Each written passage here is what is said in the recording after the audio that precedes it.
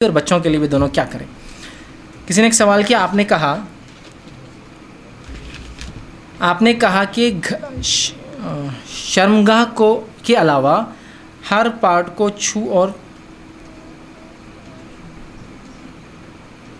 شرمگاہ کے علاوہ ہر پارٹ کو چھو اور چوم سکتے ہیں. ٹھیک ہے، میں نے یہ نہیں کہا، دیکھیے میں نے کہا کہ ہر حصے کو انسان شرمگاہ چھوڑ کر چوم سکتا ہے. چھونے کا معاملہ اور دیکھنے کا معاملہ تو سارے جسم کو ہے. ٹھیک، تو انہوں نے کہا علاوہ پارٹ کے چھونا اور چومنا، تو صرف چومنے میں ممانعت ہے. ٹھیک، باقی دیکھنے میں اور چھونے میں تو کسی پارٹ کو ممانعت نہیں ہے. تو وہ چھونا بہرحال چھوڑ دیجئے، چوم سکتے ہیں.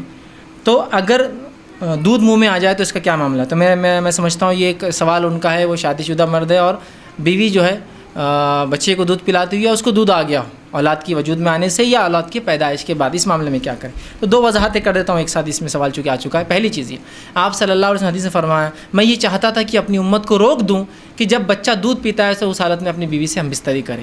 اس کا معنی ہرگز یہ نہیں ہے کہ جب بچہ دودھ پیتا ہے مطلب ایگزیکٹلی ماں جب دودھ پلا رہی جب ہم بستری نہیں کریں. اس کا معنی یہ 2 ایئرس آف ڈیوریشن پیدائش کے بعد جو ہوتا ہے، میرا دل چاہتا تھا کہ روک دوں. لیکن پھر میں نے دیکھا فارس کے لوگ اور رومی لوگ عورتیں اپنے بچوں کو دودھ پلاتی ہیں اور ان کے شوہر ان کے ساتھ رہتے بھی ہیں اور ان کو اس سے کوئی فزیکل نقصان نہیں ہوتا. تو میں اس لیے تم لوگوں کو اجازت دیتا ہوں. تو اس سے پتہ چلا کہ جب رضاعت چالو ہو مطلب 2 سال کا وہ پیریڈ، ایگزیکٹلی لوگ سوال کرتے کہ بچہ دودھ پی رہا اور انسان ہم بستری کرے، تو میں کہتا ہوں تم پاگل تو نہیں ہو؟ بچہ دودھ پی رہا ہے، اس کو ماں دودھ پلائے یا تمہارے ساتھ وہ کام کرے؟ مطلب لاجیکلی مطلب کیسا ہو سکتا ہے؟ یہ کوئی میکینیکل تو نہیں نا، آپ کی بھی ادھر کھانا بھی پکا رہی، بچہ دودھ بھی پی رہا اور آپ باقی کام بھی کر رہے. ہاں مطلب مجھے سمجھ میں نہیں آتا ہے. انسان جو اپنی بیوی کے ساتھ سب سے سکون میں ہوگا تبھی کام کرے گا.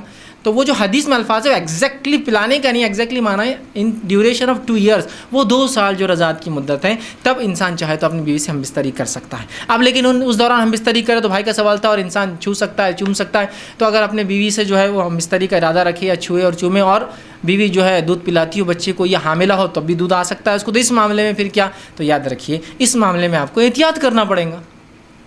چونکہ آدمی کے لیے، مرد کے لیے عورت کا دودھ پینا شریعتاً حرام ہے. یاد رکھیے مرد کے لیے اپنے بیوی کا دودھ پینا شریعتاً حرام ہے. کیا وہ اس کی ماں بن جاتی؟ نہیں، اس لیے کہ رضاعت کے لیے 2 سال کی عمر لگتی ہے. 2 سال کے بعد دودھ پینے سے رضاعت قائم نہیں ہوتی ہے.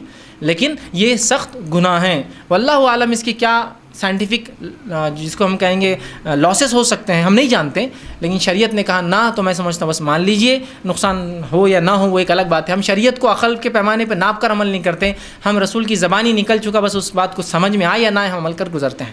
تو بہرحال احتیاط کریں اور اس کے لاسز ہو سکتے ہیں. تو لہٰذا جب آپ ایسی حالت میں بیوی سے ہم بستری کریں، اور چھونے اور چومنے کی میں نے بات کی، تو لہٰذا پھر وہاں اگر چھوئے اور چومیں تو پھر آپ اس معاملے میں احتیاط کریں گے کہ دودھ حلق کے اندر نہ جائے، حلق کے اندر نہ جائے. ٹھیک ہے. کسی نے ایک سوال کیا، تھوڑا اضافہ ہے اس سوال میں، کیا عورت کی چھاتی چومنا مرد کے لیے جائز ہے؟ اگر دودھ منہ میں چلا جائے تو کیا ان کا رشتہ حرام ہو جاتا ہے؟ تو میں نے اس کی وضاحت کر دی، اس کا رشتہ حرام نہیں ہوگا، لیکن اس نے ایک بہت سنگین جرم کیا. یہ غلط فہمی بھی بہرحال رہ گئی تھی کہ لوگ سمجھتے اگر کسی نے غلطی سے بیوی کا دودھ پی لیا تو اس پہ بیوی حرام ہو گئی. حرام نہیں ہوتی، یاد رکھیے، لیکن ایک سنگین جرم ہے، ایک سنگین گناہ ہے جو اس سے ہوا، لیکن اس پہ بیوی حرام نہیں ہوں گی. یاد رکھیے. کسی نے